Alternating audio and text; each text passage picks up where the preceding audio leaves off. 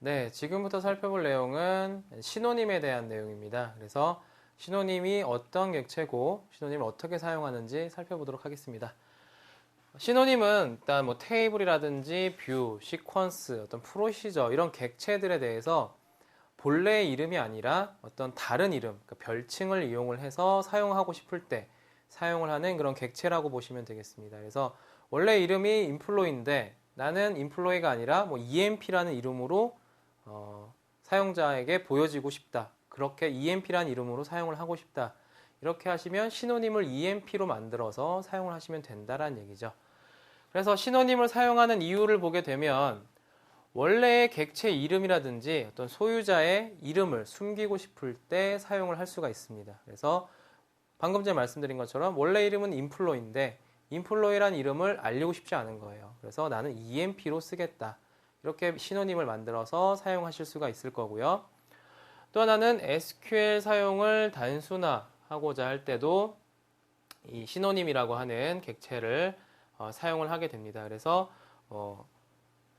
쿼리문이 복잡해질 때 객체 이름이 뭐 길다거나 하게 되면 그 객체 이름 길어지는 거에 대해서 SQL 문장 자체도 길어지게 되겠죠. 그래서 이런 부분들을 좀 짧고 눈에 잘 이제 보이게 가시적인 효과를 가독성을 높이기 위해서 이제 시노님이라고 하는 객체를 사용을 하게 되고요.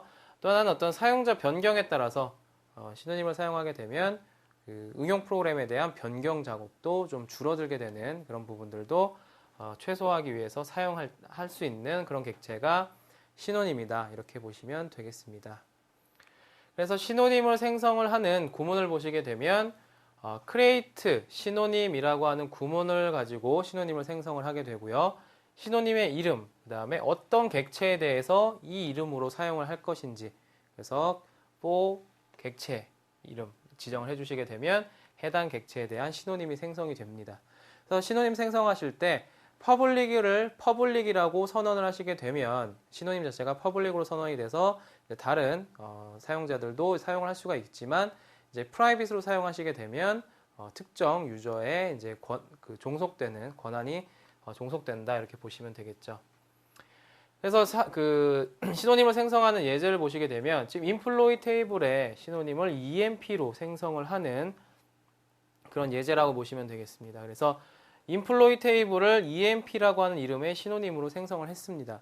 그런 다음에 셀렉트를 하거나 어떤 DML 처리를 할 때도 이제는 EMP에 대해서 하시면 됩니다. 그래서 select ename을 원래는 인플로이에서 조회를 해야 되는데 나는 EMP라고 하는 시노님을 썼기 때문에 시노님 EMP에서 조회를 합니다. 그러면 원래 인플로이 테이블에 있었던 ename이라고 하는 컬럼 정보를 이렇게 확인하실 수가 있죠. 그래서 이렇게 시노님을 사용하시면 원래 객체 이름을 사용하시지 않고 시노님을 통해서 SQL 질이라든지 이런 부분들을 간단하게 수행을 하실 수가 있습니다. 그래서 시노님이 어떤 객체고 시노님을 어떻게 생성하고 어떻게 사용하는지 이런 부분들에 대해서 살펴봤습니다.